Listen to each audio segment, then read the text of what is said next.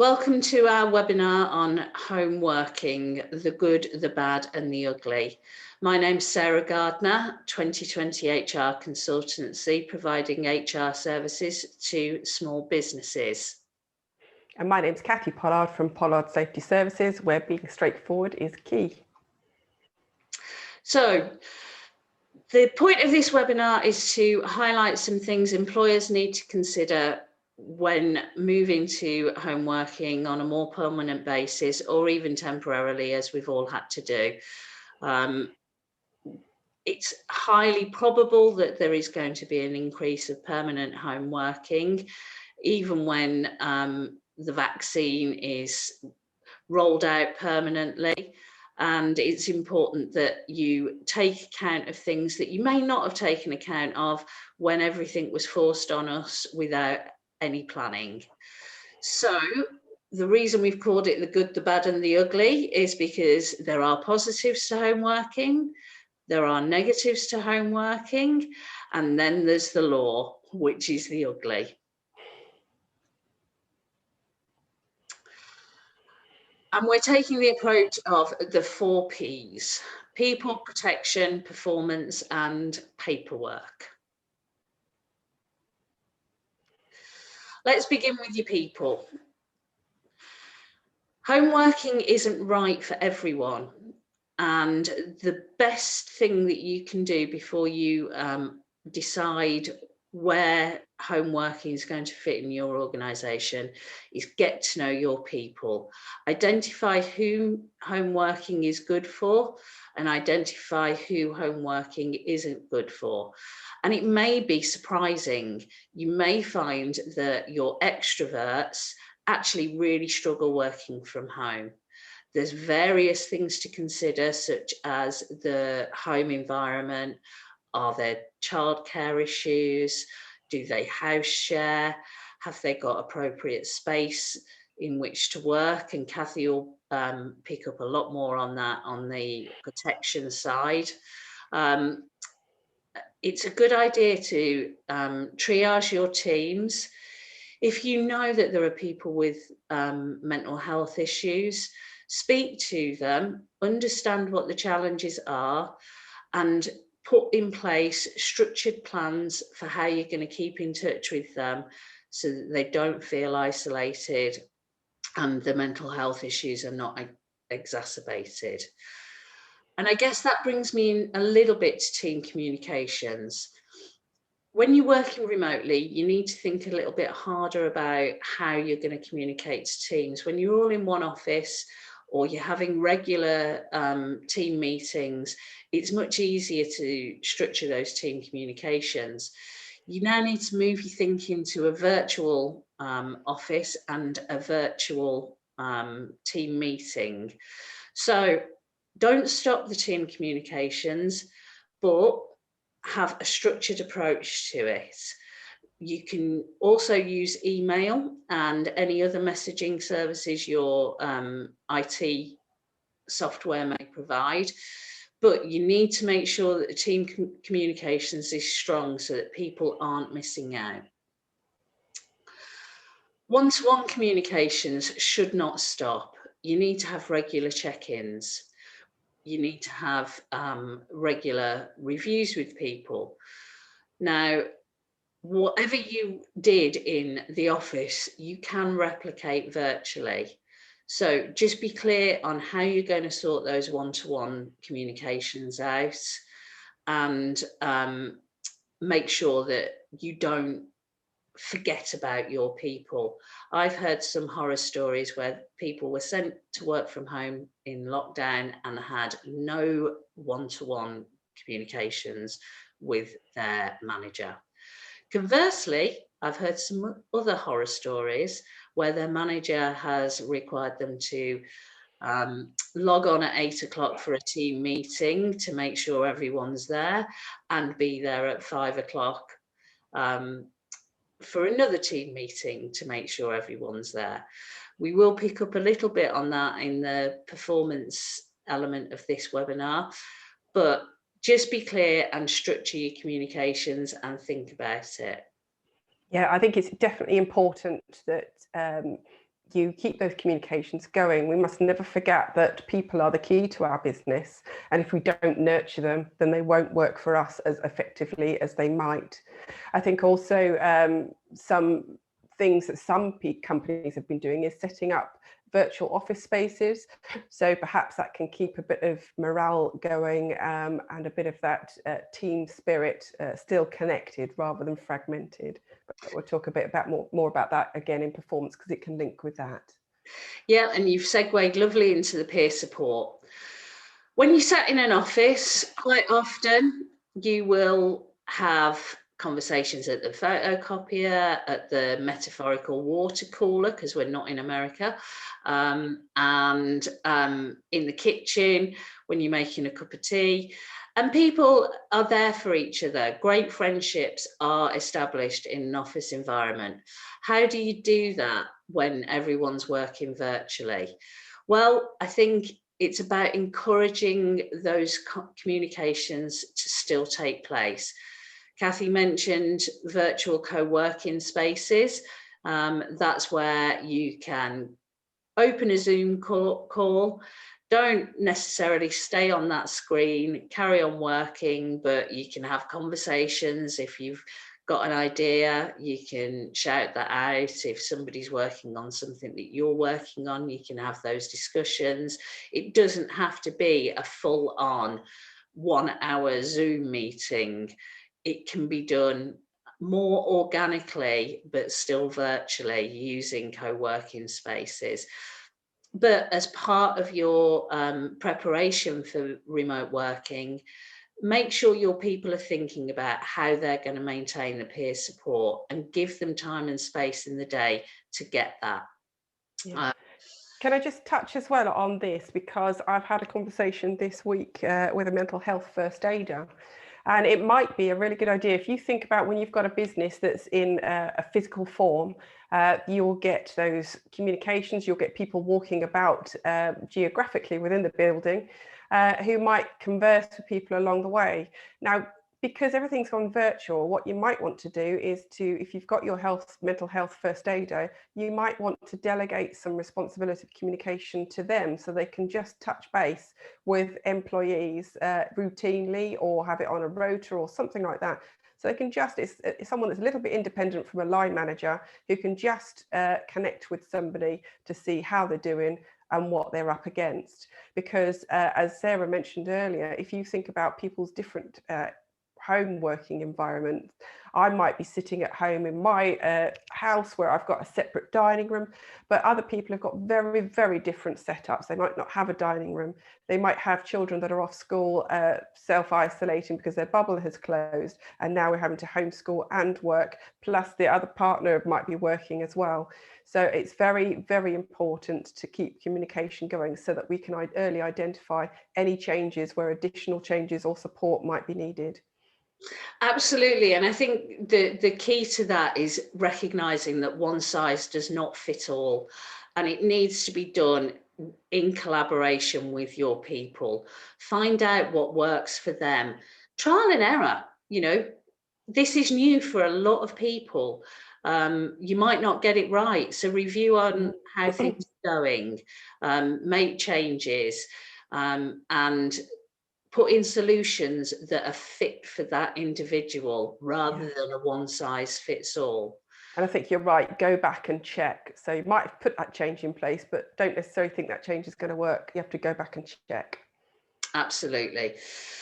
The co-working, virtual co-working space is a great way of making sure that sharing ideas and information about what's happening in the business doesn't get lost. Just like the peer support aspect, when you're in the office, you overhear things and you can say, oh, I'm working on that, this might help. You don't necessarily have that luxury when you're working virtually. In fact, you definitely don't have that luxury when you're working virtually.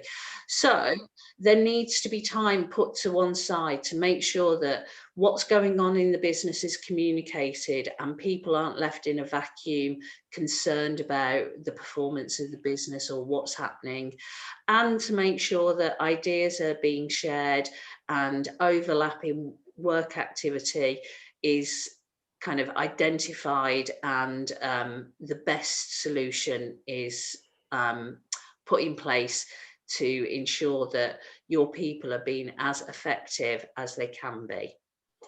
So that's people. I'm going to hand over to Kathy now, and she's going to pick up the protection aspect. Yes, so when we're thinking about the environment of our workers, we've already touched on it a little bit, home working space. What do they have at home that's available to them to be able to work at home? Don't forget, I've actually known not just workers using computers, but actually somebody was taking home sewing machine to be able to carry on with some sewing. So it's different working space for different kind of businesses. That's that we need to make sure that we're covering. The environment needs to have space and light and be able to be heated. So you need to have those conversations with employees about are they able to do that? Because if an employee is now starting to work from home, then their bills are going to go up, their heating bill, maybe their telephone bill, Wi-Fi, that sort of thing. So you'll need to have some kind of policy or agreement in place as to who's going to foot the bill for that. Because is it going to be the employee, and therefore they might start to get a little bit disgruntled, or the fact that you haven't even spoken to them about it might get them a bit disgruntled. So it's about covering all aspects when you're considering working from home. The equipment needs to be right. So we've got here in brackets checking technical applications. So yes, you've got your laptop, off you pop, but then all of a sudden maybe your Wi-Fi is not working, or you don't have the right password, or you haven't got the right connection details to be able to log into the linked computer system that might be their intranet, for example. You need to make sure that you've tested that out, you know exactly what information you need to give your employees, and they need to go home and have a settling in period so that they can make sure they can get connected to all the areas of communication and technical information or databases, whatever it is, without problem. So you need to iron out those aspects. Yes, and just to intervene there, Kathy, I think we muddled through at the beginning of lockdown. It's now going to be, for want of a less cliched phrase, the new normal. So, you know, whatever solution that was put in place in a rush, if you are moving permanently, those solutions may not be satisfactory moving forward. Yes, and don't forget things might evolve. So we might say, actually, do you know what, that isn't working. So let's implement a new computer system for home working. And then there's going to be teething problems with that. So there has to be that patience, that communication, and that teething problem or bedding in time that needs to be allocated. So yes, talking of computers, Zoom fatigue, might be Teams, whatever communication means you use. I was actually talking to an optician's, because if you think about with health and safety legislation, DSE or display screen equipment regulations. So these are regulations set around making sure that your workstation is the right layout for you, right height, you've got an adjustable chair, the computer screen is the right size and distance away from you, and a lot of other aspects. So you'll need to get your employees to complete a DSE self-assessment for at home. And then when they submit that back to you, you can go through any issues that are raised on that form and talk about anything. So see if you can resolve it. And where you can't resolve it, it's not okay to just go, oh, well, you'll just have to keep me posted on how you get on. A person's workstation is their tools for life. If you're giving them poor equipment, or they've got a bad setup of equipment, then long term, there could be health issues that are going to cause them to not be able to work, not be as effective, and it can have a knock-on effect to performance. So it's imperative that employers get employees to do these DSE assessments, but where they are bringing back issues that they feel out of their depth, that they do contact someone like myself, who can give them further advice, because I'm now offering virtual DSE setups or workstation or home working assessments if needed to cover that very aspect. But if we think about, in particular, eyesight, so when we're using Zoom or when we're using our computers, we have now got a set focal length because nothing moves. If we're in a face-to-face meeting, we've got different focal lengths that we are exposing our eyes to. So because there'll be things around the room, people will move, we might get up to show. But when we're on Zoom, we're sat in a static position. And that means that our eye muscles are sat in that static position. And if we're on Zoom calls all day, then if you imagine holding something at arm's length all day long, your arm's going to ache by the end of the day. And this is what people are reporting as Zoom fatigue. So it's where your eyes have been set at a certain length with a certain light exposure for the majority of a day, and it can start to give them headaches or eye watering and so on. So it's important to make sure that there are DSE breaks where you actually change your focal length to give your eyes a break, because we're used to, as human beings, changing our focal lengths frequently throughout the day.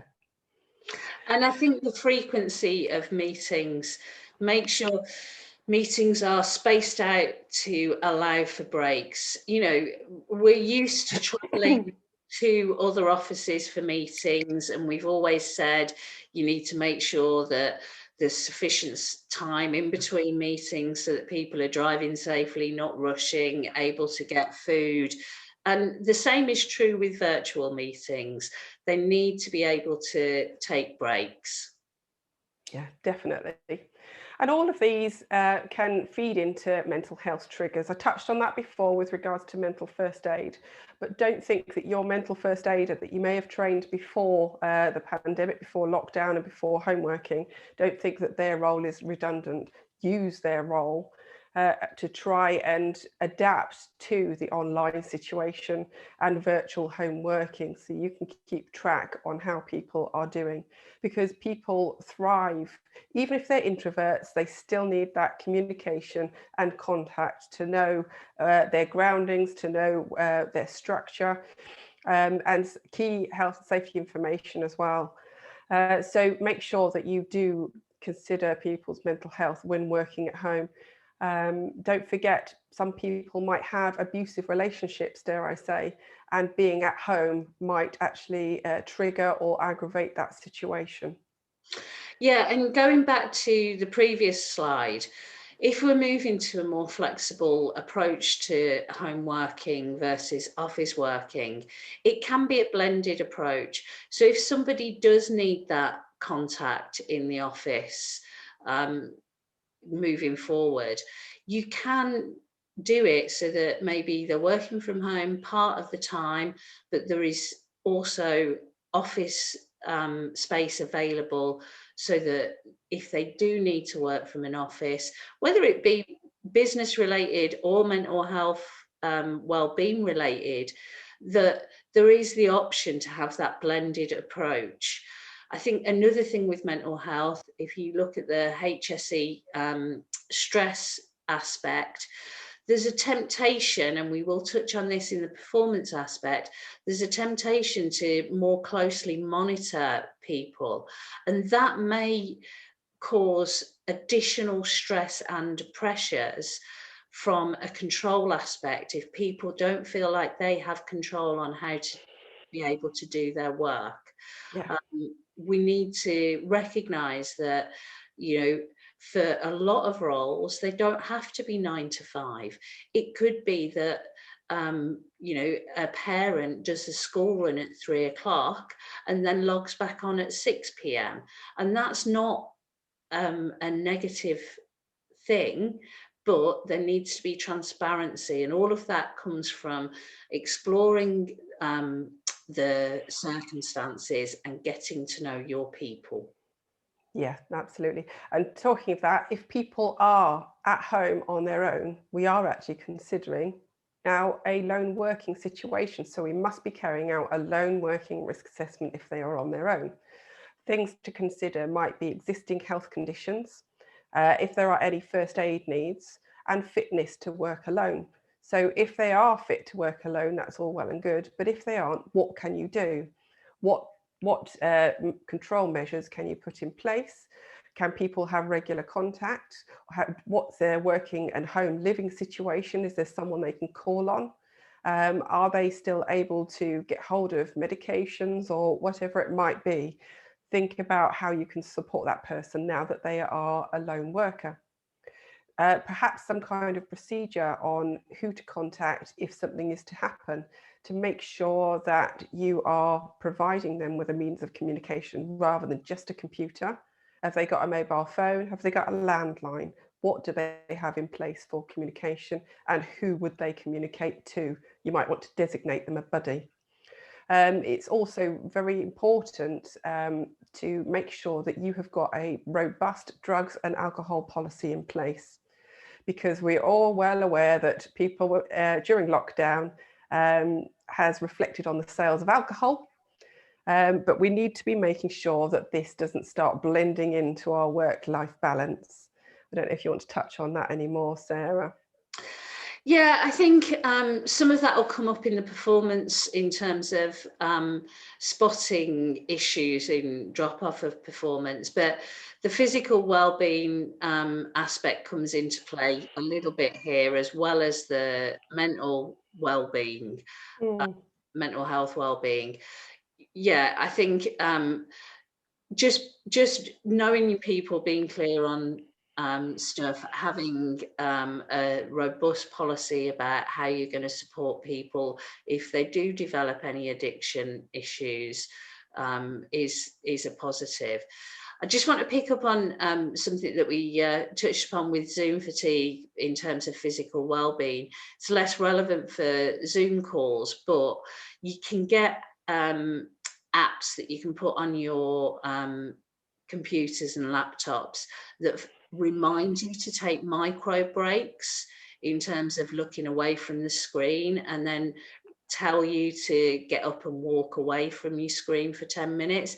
And the use of those kind of apps may be a way of kind of reminding your people to take breaks. You can override them if you're in the middle of something really important, but it's a good way of making sure that people aren't on the computer kind of non-stop from 8 a.m. to 8 p.m. So it's too easy to get engrossed. And I think also that triggers the conversation that Sarah and I were having, that when you have these breaks, maybe make one of those an outside walk, because that will help both mental health as well as Zoom fatigue and eye focal length. I think it's really important. I mean, you can even, if you didn't want to download an app, you can even set something on your Outlook. So you can time block your work, but also time block your breaks to make sure that you do take those breaks and you're planning your work around that so that they can happen. Before we move on, just one last bit about equipment.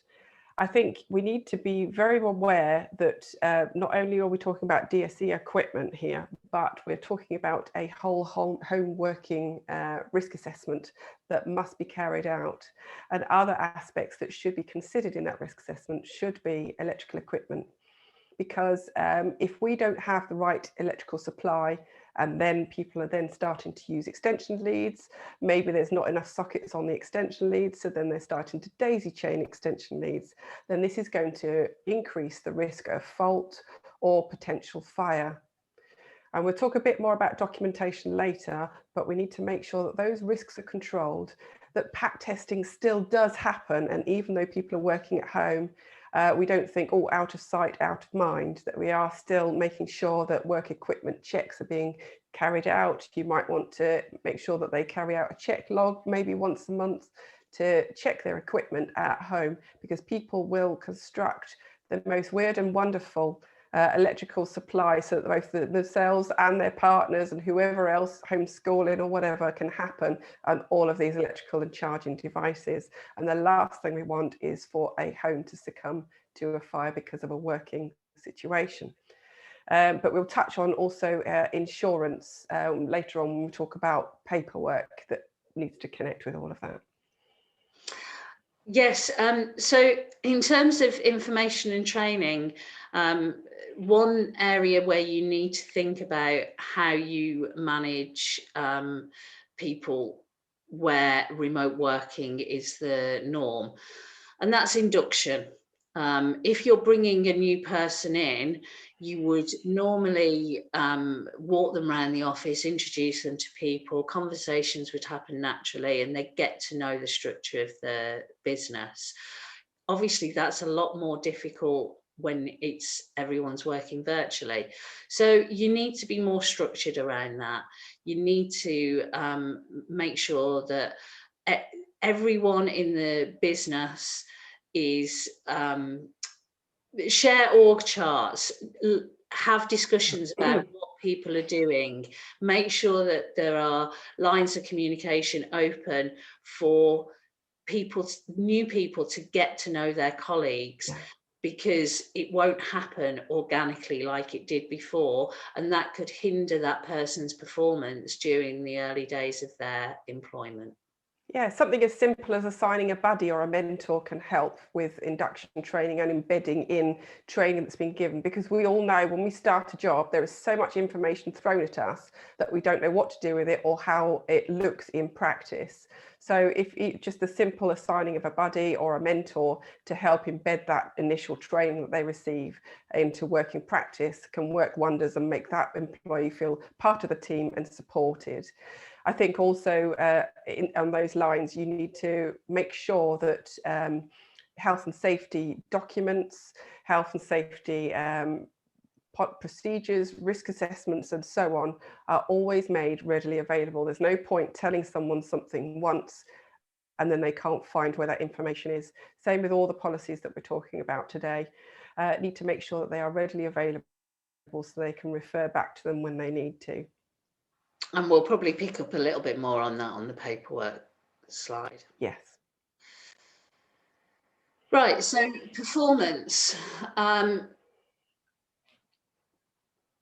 In terms of performance, your people managers need to know what good looks like so that they aren't measuring presenteeism. We're not doing that 8 a.m. Zoom call and 5 p.m. Zoom call, or even worse, using some monitoring technology to check keystrokes and all the rest of it. But because they know what output they're looking for, they can measure that output and be clear on expectations with their people. People need boundaries, they need to know what they're expected to produce. So if you don't know and you're saying, well, actually, all I need is for you to be logged on for 8 hours a day and making 20,000 keystrokes an hour or whatever it is, that's not output. What is it that you need them to be achieving? And that will vary depending on the role. Again, one size does not fit all. When you know what good looks like, you need to keep those performance reviews in place. You will have reviewed performance in the office, sometimes formally, sometimes informally. That feedback loop needs to still take place. So if you have formal processes to review performance, make sure those are kept in the schedule and you're still having those formal reviews. If you're an organisation that manages performance more informally, make sure that you're doing the feedback. Has somebody done a good job? Has somebody fallen short of your expectations? Each of those scenarios needs a conversation, even more so when you're working remotely. Body language in an office can give, so many messages that as humans we pick up on. If we're not in an office and we're not seeing those, and we send off a piece of work via email, for example, and we get absolutely no response, well, is that because the work's not good enough? Is it because it's exactly right? There's no feedback there. So you've got to keep those performance reviews, whether you do it formally or informally, make sure you've got a feedback loop developed there. Be alert to sudden drop-off in performance levels. We've talked about how home working suits some and not others. We've talked about potential alcohol or addiction issues, maybe even domestic violence, childcare issues, an unsuitable work environment. If somebody who is a good performer in the office isn't performing as well at home, explore that, find out why. It could be that they're one of these people that home working doesn't suit. Now, at the moment, with restrictions in place, you can't just suddenly necessarily put them back into the office, particularly if your office isn't open. But you might be able to put in some of the mechanisms we've talked about. And, moving forward, they might not be a suitable candidate for permanent flexible working. They may need the structure of being in an office and around their colleagues. Yeah, I think also that sort of brings me to, we touched on stress earlier, didn't we, Sarah? So the HSE defines stress as the adverse reaction people have to excessive pressures or other types of demand placed on them. So the key topics might be demands or control, support, relationships, role, and change. So where there might be a change in any of those aspects, so change in demand or expectation, a change in control, because we touched on earlier about how negative micromanaging somebody might be as opposed to letting them have the output performance management. The difference can be so very different for each person. So you might want to carry out some kind of socio-dynamic assessment on each of your team members to know which ones are happy and can be self-motivated and which ones perhaps struggle and need a bit more guidance, so that you can decide who your buddies might be or decide how you're going to handle each situation. But that's where the support comes in. There must be that support, because sometimes people, if they don't have the support, might drop. But also, if somebody who is very self-motivated and quite self-sufficient has too much support, again, that can switch your performance levels and how much they are engaged with you. So it depends on relationships as well that they've got with people. And I think we talked previously about if you've given a role change. So, for example, if you've recently promoted somebody in your business and then all of a sudden we're home working, what does that role change look like anymore? How do they know if they're doing a good job? How do they know if they need to do something different? And how do they know if how their job is feeding into the overall company goals? So it's all these changes that can be reflected or considered as workplace stress that comes under the regulations. Absolutely. And when we're in the normal office environment, one of the things that us HR and health and safety people will say is, are your people sending emails late at night, working from home after doing a day in the office? Is that an alarm bell for manageable workloads or somebody that's out of their depth? Working from home, as I previously mentioned, might be slightly different. They might be a night owl who, doesn't start work till midday and will work until 9 o'clock. If your outputs are where they need them to be, that shouldn't be an issue. But if you're seeing somebody is logged on from 8 o'clock until midnight, 8 a.m. in the morning till midnight, that might be an alarm bell. Well, it should be an alarm bell to have a discussion and try and understand why they feel the need to work that that those long hours.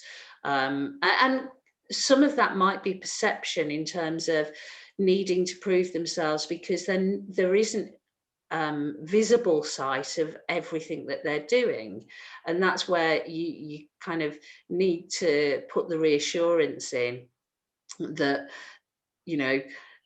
what they're doing is where it needs to be, or what they're doing isn't where it needs to be. And that brings me on to handling difficult conversations remotely. Even in the office environment, many people shy away from having those difficult conversations. And that could be because they don't have the skills to do that, or they're conflict averse. But if you are a people manager, you absolutely need to have those difficult conversations and have them early. And working virtually is no different. And some tips to doing that is, again, understanding the working environment. If you need to have a difficult conversation with an individual and they're working in the same office as their partner, is that appropriate? Would it be more appropriate to have it over a telephone conversation in a separate room? You need to consider the confidentiality aspects and the privacy aspects when you're thinking about how to have that difficult conversation. But it's no different to the office. The earlier you have it, the earlier you will address the issue, and the less likely is that the problem will grow and grow until it's significantly impacting both the business and potentially the relationship across teams and between you and the person that you manage. How do you maintain staff development in a remote environment? People need to be stretched. That's just human nature. And there have been lots of articles written recently around, if people are in the office and some people are working from home, who's going to get the best project? The person in front of you because you're seeing them, or the best person to do the job, or the person that needs that development? You need to think more structured around how to plan in your staff development, and that comes out of the regular reviews, and not just give the exciting project work or the stretching piece of financial budget planning to the person that sat next to you in the office. And the reason for that is you need to make sure that everyone is treated fairly and everyone has the same opportunities. It may be that when we move into a new normal, women and people with disabilities may still choose that working from home is the right one, the right solution for them. And I say women because studies have shown during lockdown that a lot of men are struggling from working from home, more so than women. They're not finding it the same positive experience. But going back to disabilities and gender, potentially age, you could get yourself into discrimination issues if you are not providing the same opportunities for people, the appropriate opportunities for people in your team. So don't forget about staff development just because people aren't in the office sat next to you.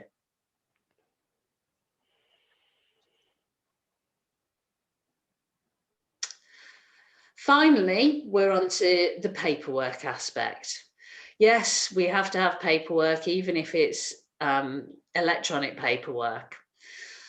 If you are thinking about moving to flexible working, whether it be temporarily or permanently, as we did when furlough started, you have to vary the contracts of employment. You've got to make sure that the contracts of employment reflect the agreement to change how your people are going to work. The furlough letters and the flexible furlough letters, they won't cover kind of more permanent moves, or if you decide to do a blended approach in terms of some home working and office, you need to make sure that that contractual paperwork is in place.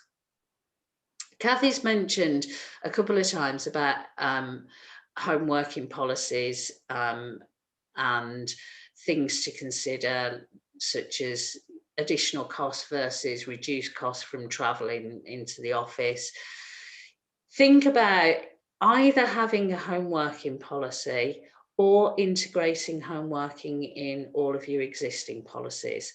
It doesn't matter which way you do it, but you do need to cover off all of these aspects, because those are questions that will pop up at some point, and you need to know what your principled approach as an organisation will be to the kind of questions that Kathy mentioned earlier.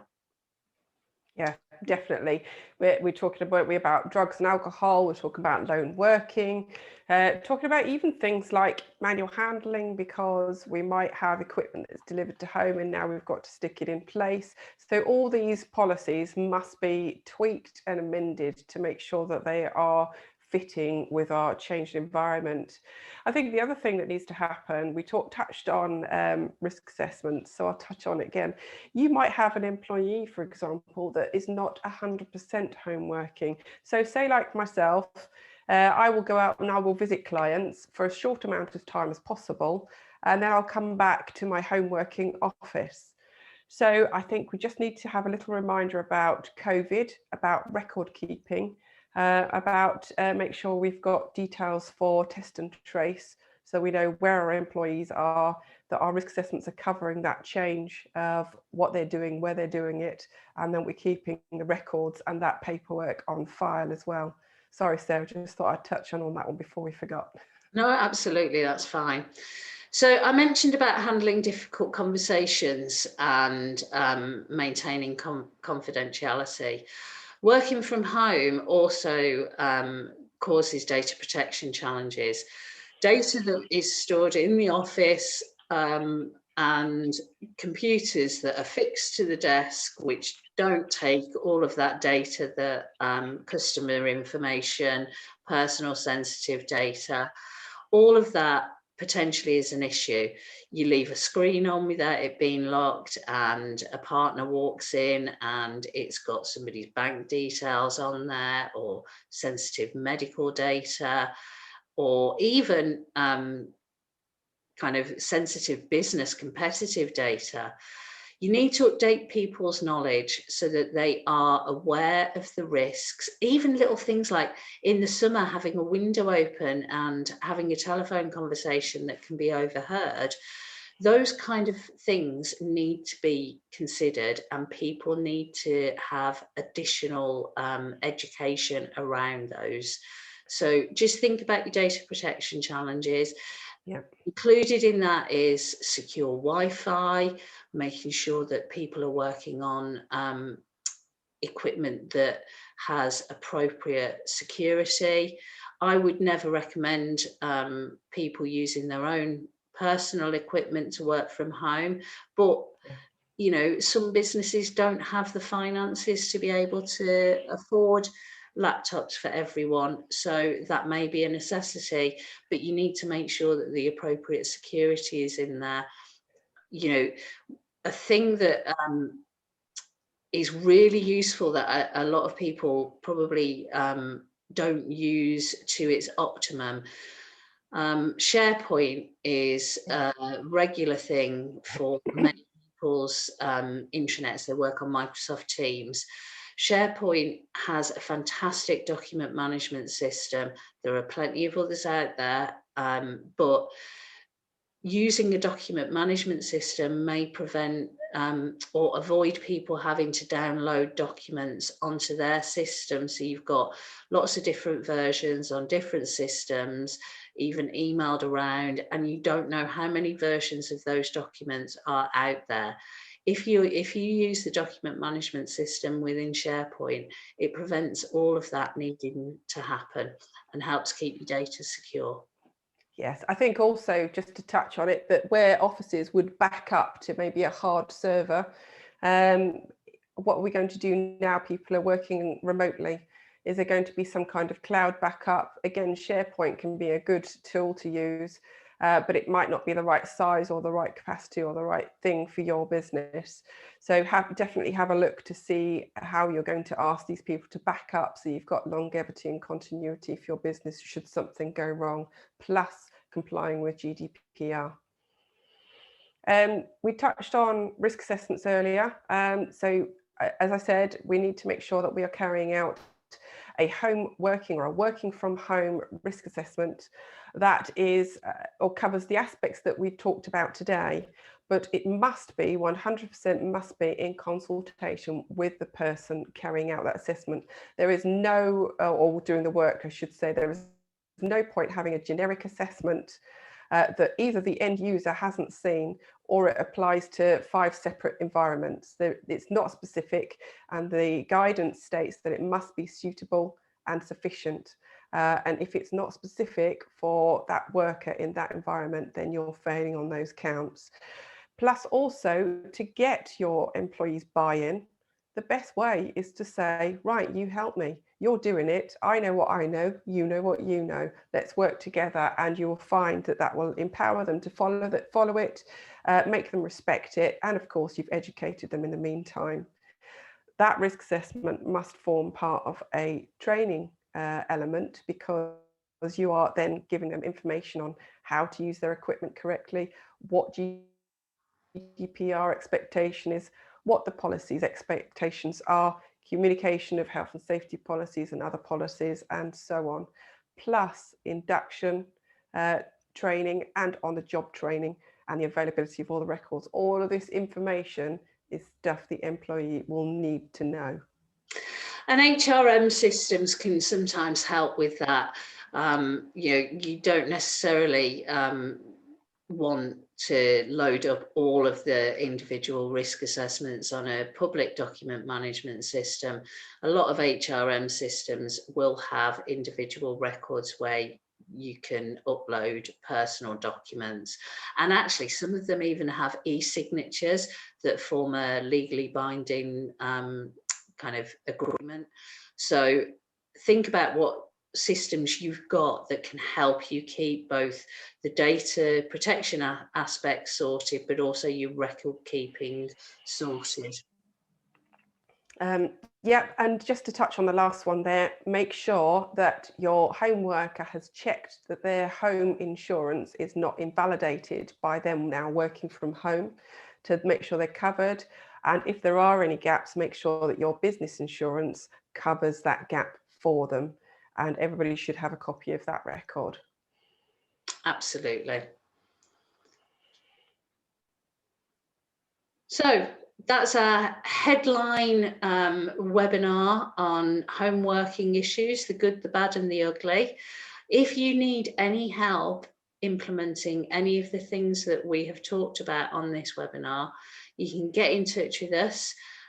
Kathy from the health and safety aspect, and myself from anything to do with HR policies, people management issues. Please get in touch. Thank you for listening.